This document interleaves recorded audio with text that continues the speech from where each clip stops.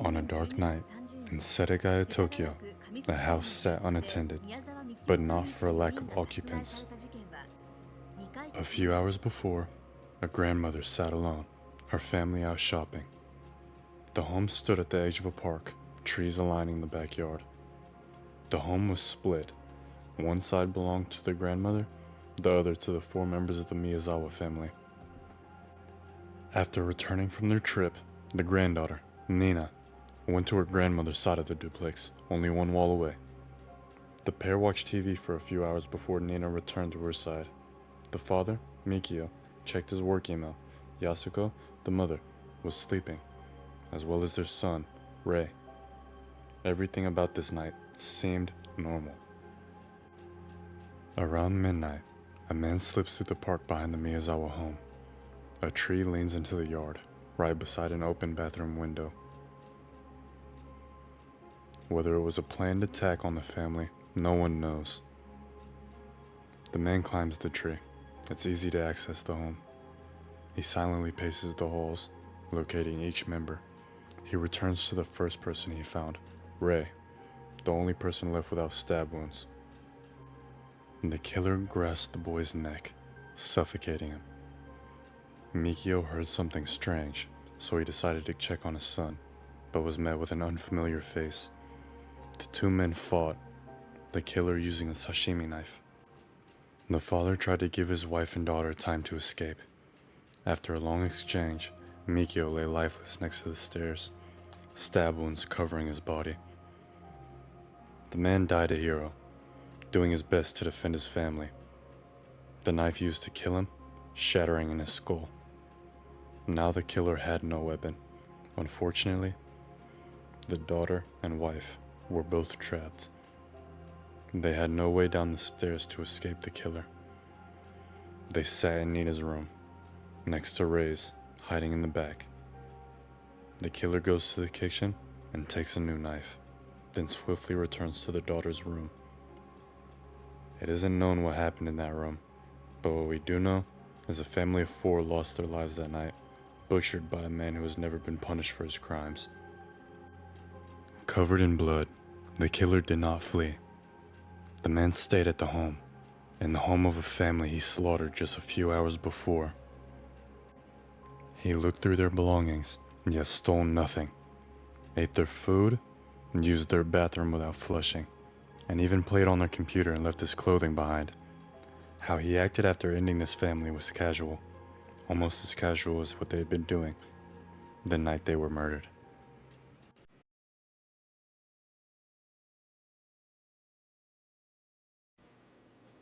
Japan is a country of vibrance, a land that lives in the future. Anime, cat girls, robots, and cat girls. With an image so clean and colorful, you would imagine they'd never done anything wrong. But behind the rising sun, shadows loom. This image was made for a reason, a very specific action done to cover up their history of murder, torture, rape, and avoidance. This is a video about Japan's history with brutal and disturbing acts and the normalization of them. Japan prides itself on its honor. The history of samurai and their bushido is very well known throughout the world. But when you are killing people for actions that aren't their own, can you really call that honor? Traditionally, when a samurai would do wrong, he was forced to commit seppuku, slitting your stomach for your organs to fall out, while the second would sever your head. Forcing a suicide as punishment for a crime that sometimes wasn't even their own. When a leader would do wrong, he would find a peasant to pin the blame on, with the idea that their family would be respected and taken care of. But throughout history we know, leaders don't usually keep their promises, especially not to peasants.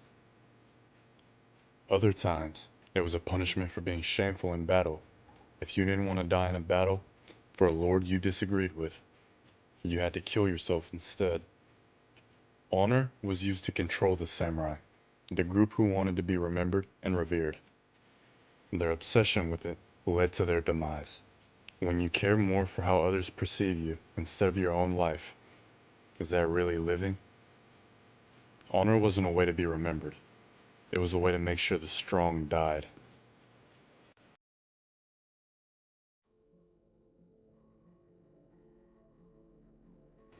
In 1600, Christians had converted over 100,000 of Japan's estimated 12 million population.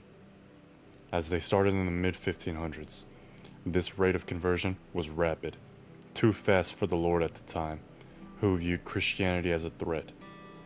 The Tokugawa shogunate began an attack on Christianity.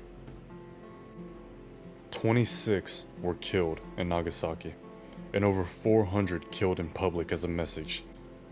This message was to instill fear upon the Japanese populace and to make sure they stayed loyal. Christians were boiled alive, crucified, and forced to defile the sacred images of their faith. This was violence on a group for nothing other than their religion and beliefs. Hundreds of innocent people were tortured to death because of pride.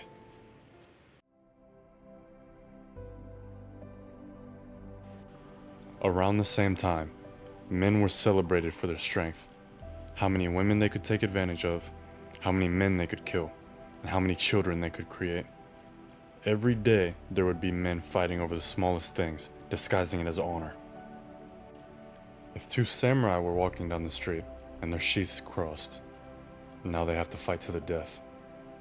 It was a symbol of pride and happiness to say you had killed a man, even more so to have killed many. The celebration of meaningless death is the fault of honor. Potentially thousands died for honor that never existed, and most likely was only created by the shogun to control the people who could overthrow them, which eventually happened. The most known of this time is the fight between the two strongest men, Sasaki Kojiro and Miyamoto Musashi. These men fought to the death for the entertainment of the people around them. They were not the only ones. Kojiro, a man who ran a dojo, brought his students to watch the duel, only to be killed right in front of them. Death was so common that people hardly reacted. No one was expected to live. Why was death treated as a tool for respect and a game for children to look up to? When a child is raised around torture and murder, they begin to idolize the killers around them. This creates a cycle that continues on, which leads to apathy for brutal acts committed on other people.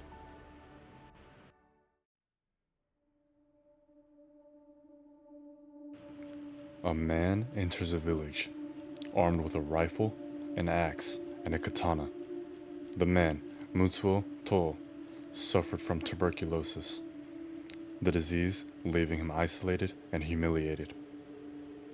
At only 21, he was dying. He had no lover, no friends, and no close family. His father died when he was young. His mother cared for him, but they weren't particularly close. While Mutsuo grew, he tried to fit in with his peers. However, that was left with countless rejection. He was isolated. When he contracted the illness, this left him with a sense of weakness, fear, and hate. His hate towards women fueled his later actions. On the night of May 21st, 1938, the village of Tsuyama lost its power. At first, there was nothing to worry about, just a simple power outage. But this would be the final event of 30 people's lives, as well as the death of Mutsuo. After cutting the power, he entered his neighbor's home, using his axe or katana to kill the people inside, his rifle to kill those trying to flee. Most of the people who were killed were his acquaintances, neighbors, and innocent people, even including his grandmother. This crime lasted the entire night. His hate for his peers because of the constant rejection was all it took to send him over the edge. People who did nothing other than live their own lives. The death of all these people could have been avoided if Mutsuo was able to get help for his mental struggles. Every moment of weakness, every rejection, every night he sat alone, wishing there was someone there with him. Pieces fell together, and he snapped. In a society that celebrates strength and dominance, Japan stigmatizes mental weakness If you seek help, you're ostracized. But if you're weird, you're mocked. The history of honor leads to events centuries later. You lose honor for needing help, but none is lost for killing.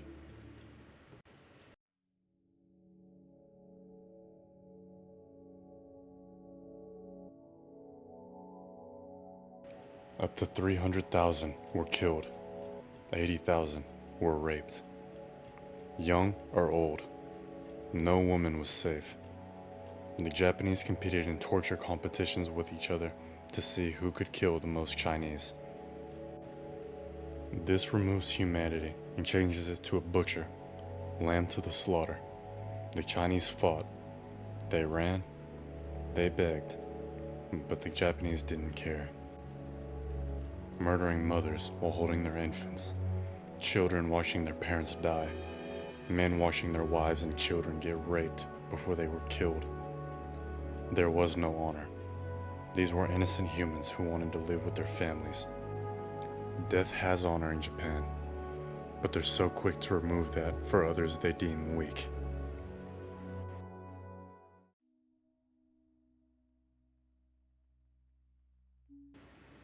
Throughout Japan's long history with battle, the youth have been groomed in a way that makes them idolize death. This sentiment has lasted for centuries, whether it be samurai fighting to the death over nothing, or the kamikaze, the force they use to convince kids to kill themselves, or the training to destroy other people. They view honor as something achieved posthumously, the made-up standard rivaling reaching nirvana. The most famous of these, the kamikaze, whose only point was to kill themselves and to take as many people as they could with them. The hope of war is that one day things will go back to being normal, or even better. Falling for peer pressure and propaganda, the kamikaze could only hope that they would be respected after their death. Killing was something to be celebrated over. In the country, surrender was the worst thing a man could do. So when they captured prisoners of war, they were subject to the worst tortures imaginable. Humans were prop for engagement, World War II being physical, forcing them to work, and the Korean War was simply to damage the victims psychologically as much as possible, torturing and forcing them to betray their friends. The worst of these, however, Unit 731.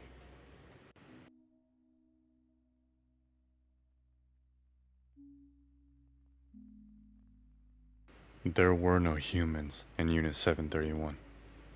Only demons torturing Maruta.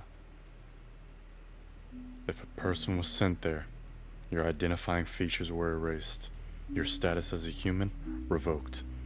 All you were to them was an empty shell, a log. They weren't secretive about what they were doing. They were done in large groups.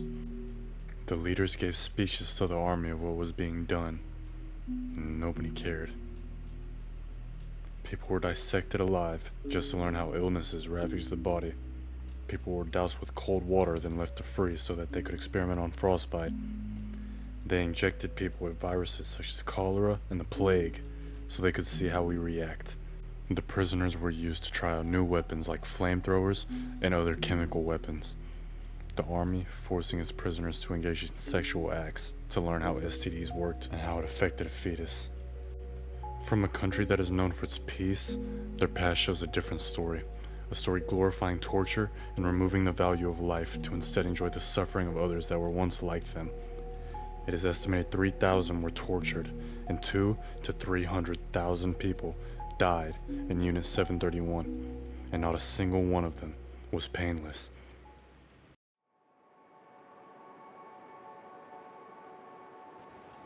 A teenage boy brags to his friends of his connection to Japan's largest criminal organization, the Yakuza. Whether it's true or not, we know this group of boys committed one of the worst acts ever done to another person. Some accounts say Hiroshi Miyano, the leader of the boys, was rejected by a girl named Junko Furuta.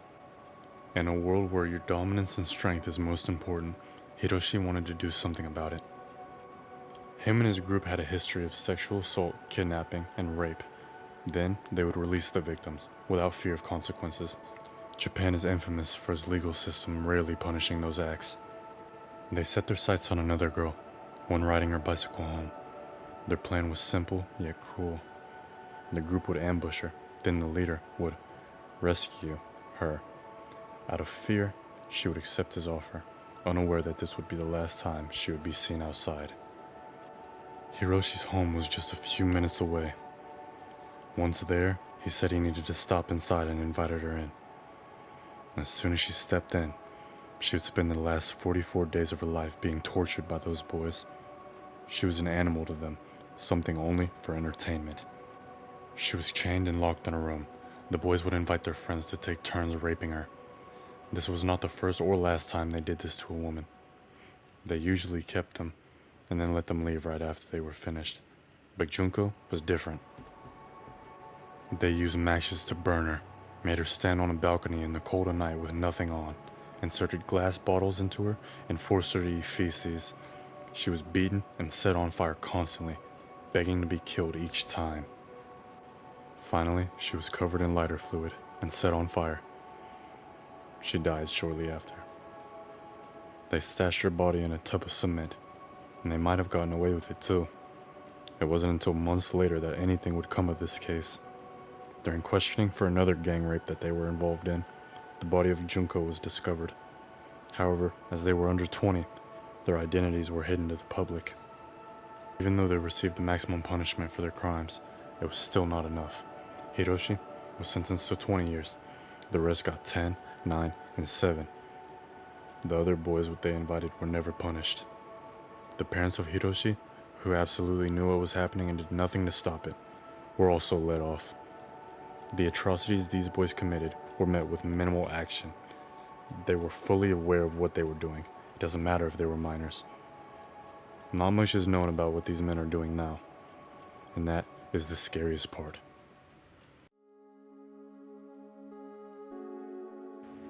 Japan has changed its image drastically. Instead of their brutal sword fighting and war crimes, it is a colorful and happy place where everyone is safe. Anime being a key contributor, almost single-handedly changing this look. Now when most people think of Japan, they see an innocent and safe haven of peace, with cute anime girls and beautiful architecture. However, a problem many have with anime is the fan service, something used to get sexual intrigue in a show or a manga, which a lot of the time is done with underage or childlike characters. Oftentimes, the characters get with an older figure or they look incredibly young, yet having a provocative personality or appearance. The fetish for young girls is nothing new. Many anime even have drawn-out scenes about girls' underwear having it stolen or defiled. The sexualization in these series is a reflection of reality. This is a problem even more prominent in real life. Japan has not learned its lesson on sexual crimes and still ignores what's right in front of it. There are hardly any punishments for these acts. The most that has been done is creating women-only train cars and forcing a noise when a photo is taken to stop upskirts.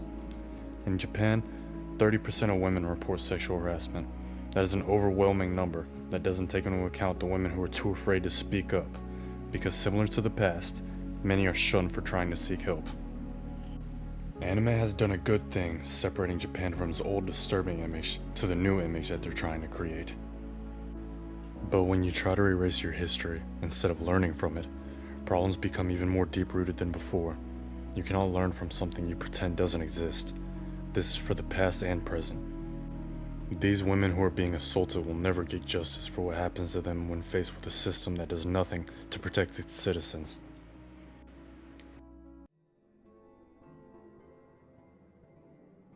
Japan is a beautiful country with kind people, stunning scenery, and some of the best music in the world. Like many nations, Japan has a dark past, but its history is particularly striking when compared to its modern image. Japan is a land where you are rewarded for your avoidance. It is expected. However, when you go from all of your history to being dark and disturbing to playful and bubbly in a span of a few decades, the history you try to erase will seep in. Instead of keeping the old standards of honor and how everyone should suffer in silence, there should be more acceptance for those speaking up needing help.